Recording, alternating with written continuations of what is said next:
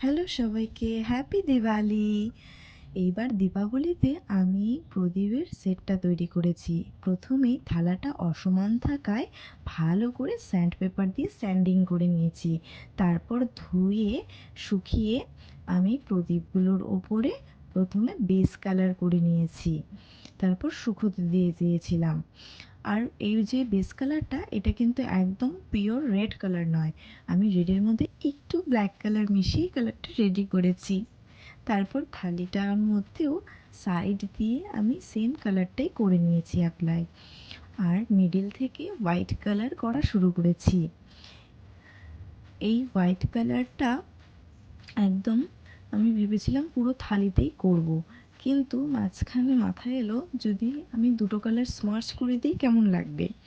তারপর আমি অনেকটা বেশি পুরো থালাটাকেই অ্যাকচুয়ালি হোয়াইট কালার করে একদম যে সাইড পোর্শনটা থাকে সেখানে আবার রেড অ্যাপ্লাই করছি, আর এই রেডটা একদম পিওর রেড কালার ছিল।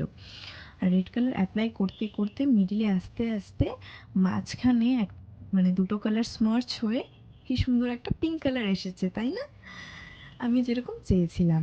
তারপর একটা সার্কেল অ্যাড করে নিয়েছি মিডিলে, তার ভিতরেও একটা ছোট সার্কেল আমি করে নিয়েছি।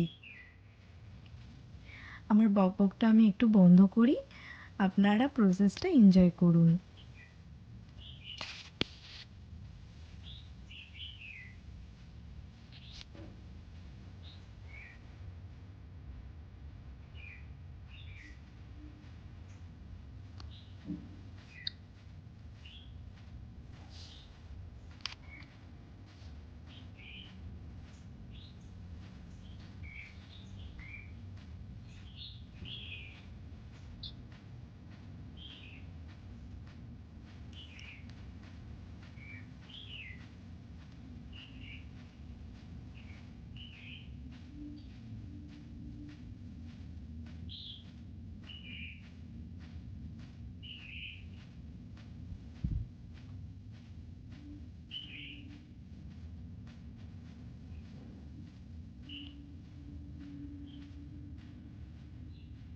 দেখতে দেখতে আমার থালিটা রেডি হয়ে গেল, আর মিডিলে আমি একটা স্বস্তিক আর্ট করে দিয়েছি।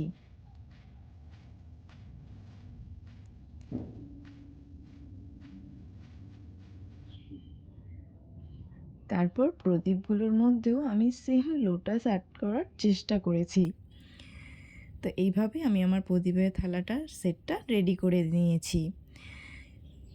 দেখে অবশ্যই কমেন্ট করবে কেমন লাগলো। তাহলে আজ আসি, টাটা।